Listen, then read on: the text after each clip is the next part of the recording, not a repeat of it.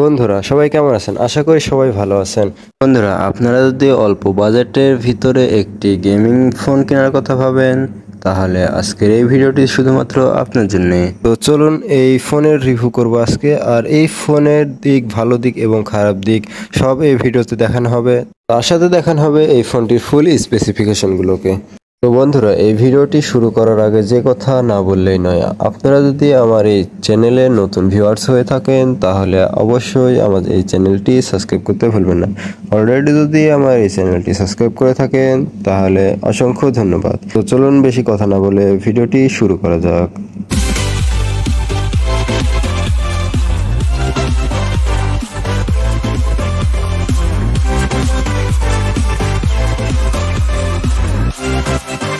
বন্ধুরা আজকে আমি যে ফোনটির বিষয়ে কথা বলবো সেই ফোনটি হচ্ছে ITEL RS4। এই ফোনটির ডিসপ্লে হিসেবে থাকছে 6.56 ইঞ্চি IPS LCD ডিসপ্লে। এই ফোনটির অপারেটিং সিস্টেম হিসেবে রয়েছে অ্যান্ড্রয়েড 13। এই ফোনটির CPU হিসেবে রয়েছে অক্টা-কোর 2/2.2 GHz। এই ফোনটির র্যাম হিসেবে রয়েছে 8GB এবং 12GB।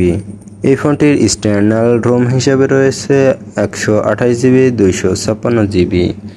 চলুন বন্ধুরা এবার জেনে নেওয়া যাক এই ফোনটির ক্যামেরা সম্পর্কে।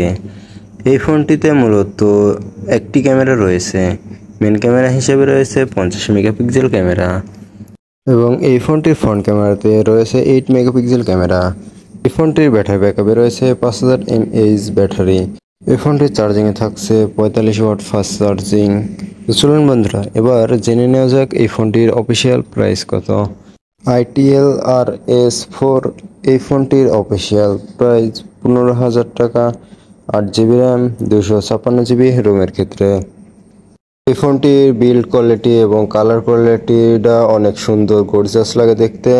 এই ফোনটিতে 5000 mAh ব্যাটারি ইউজ করার কারণে এই ফোনটির ব্যাটারি ব্যাকআপটা অনেক ভালো ছিল। এই ফোনটিতে রয়েছে 4G নেটওয়ার্ক সাপোর্ট, থাকছে না কোনো 5G নেটওয়ার্ক সাপোর্ট। ফোনটির সাইডে থাকছে ভলিউম বাটন এবং পাওয়ার বাটন। এই ফোনটির পাওয়ার বাটনে থাকছে সাইড মাউন্টেন ফিঙ্গারপ্রিন্ট এবং এই ফিঙ্গারপ্রিন্টটি পারফেক্টলি ভালো মতোই কাজ করছে। এই ফোনটির ডিসপ্লেতে হাই রিফ্রেশ রেট রয়েছে এবং এই ফোনটির ডিসপ্লেতে পাঞ্চেস কাট আউট রয়েছে। এই ফোনটির টাচ নিয়ে আমাদের কোনো প্রবলেম ফেস করতে হয়নি, টাচটা ঠিকঠাকই আছে। এই ফোনটিতে ডিসপ্লেতে আমার কোনো কমপ্লেন নেই। এবার আসে এই ফোনের ক্যামেরার দিকে। এই বাজেটের ভিতরে এই ফোনের ক্যামেরাটা আমার কাছে ঠিকঠাকই লেগেছে এবং ভিডিও কোয়ালিটি সর্বোচ্চ 1080 পর্যন্ত। এক কথায় বলা যায় যে প্রাইস অনুযায়ী ক্যামেরাটা ঠিকঠাক ছিল। তাছাড়া এই ফোনের ক্যামেরার ডিজাইনটা আমার কাছে অনেক ভালো লেগেছে। আপনার কাছে কেমন লেগেছে তা কমেন্ট বক্সে কমেন্ট করে জানাতে ভুলবেন না। এই ফোনটিতে 3.5mm জ্যাক থাকছে। এই ফোনটির চার্জিংয়ে থাকছে টাইপ-C চার্জিং পোর্ট, আরও তার সাথে থাকছে সেকেন্ডারি নয়েজ সেন্সর। আরও এই ফোনটিতে রিফ্রেশ রেটে পাচ্ছেন মিডিয়াটেক হিলিও G99 আল্টিমিটা। এবার এই ফোনের ভালো দিকগুলো হচ্ছে এই ফোনটি দেখতে অনেক সুন্দর এবং গর্জিয়াস।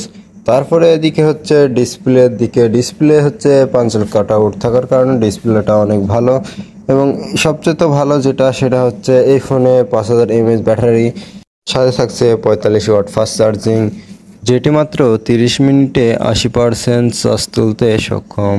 ফোনটি গেমিং হওয়ার কারণে এই ফোনটির লুকটা এবং এই ফোনটির ব্যাটারি ব্যাকআপটা অনেক ভালো যায়। ITEL কোম্পানি শুধুমাত্র আপনাদের মতো গেমারদের কথা চিন্তা ভাবনা করে অল্প বাজেটের ভিতরে একটি ভালো গেমিং স্মার্টফোন নিয়ে চলে এসেছে, যেটাকে বলা যায় সব দিক দিয়ে পারফেক্ট। বন্ধুরা ফাইনালি আমরা দেখতে দেখতে ভিডিওটির শেষের দিকে চলে এসেছি। তো আজকের এই ভিডিওটি কেমন লেগেছে আপনাদের কাছে তা কমেন্ট বক্সে কমেন্ট করে জানাতে ভুলবেন না। আর আমার এই চ্যানেলে যদি নতুন ভিউয়ার্স হয়ে থাকেন তাহলে চ্যানেলটি অবশ্যই সাবস্ক্রাইব করে দিবেন। অলরেডি যদি আমার চ্যানেলটি সাবস্ক্রাইব করে থাকেন তাহলে অসংখ্য ধন্যবাদ। Thank you for watching video. আবারও দেখা হবে নতুন কোনো ভিডিওতে। ততক্ষণ ভালো থাকবেন, সুস্থ থাকবেন। আসসালামু আলাইকুম।